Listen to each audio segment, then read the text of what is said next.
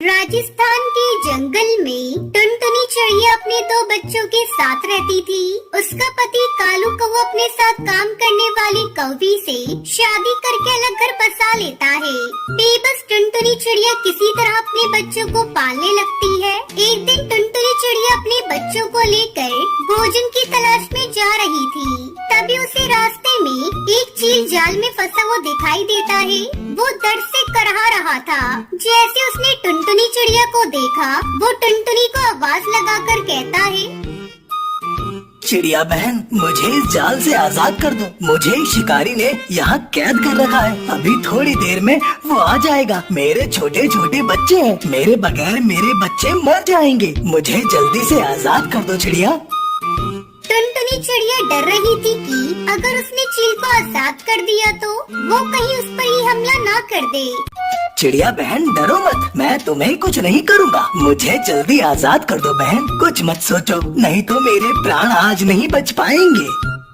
हे भगवान, अब मैं क्या करूं? मुझसे इस चील का दर्द देखा नहीं जा रहा है। भगवान, मेरी और मेरे बच्चों की रक्षा करना। अब मेरी जिंदगी आपके हाथों में है। मैं इस चील को आजाद करने जा रही हूँ। डरते डरते टुनटुनी चिड़िया उस चील को जाल से आजाद कर देती है। आजाद होते ही वो चील टुनटुनी चिड़िया से कहता है, टुनटुनी बहन, तुमने मेरी जान बचाई है, मेरे जीवन की रक्षा की है। तुम चलो मेरे साथ मेरे घर। मैं तुम्हें कुछ देना चाहता हूँ।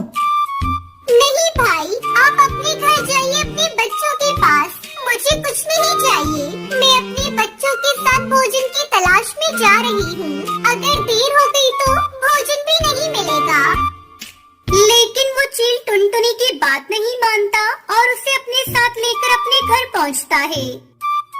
अरे ये देखो, यहाँ तो आइसक्रीम के पेड़ उगे हुए हैं और इस पे कितनी सुंदर सुंदर आइसक्रीम लगी है। मेरा तो मन आइसक्रीम खाने को हो रहा है। बच्चों, ये तुम जितनी भी आइसक्रीम की खेती देख रहे हो, ये सारी खेती मेरी है। तुम लोगों को जितना मन करे उतना आइसक्रीम मन भर के खाओ। अरे, मैंने तो इससे पहले आइसक्रीम की खेती नहीं देखी। आज पहली बार देख रही हूँ। मुझे तो अपनी आंखों पर विश्वास ही नहीं हो रहा है कि आइसक्रीम की खेती भी हो सकती है।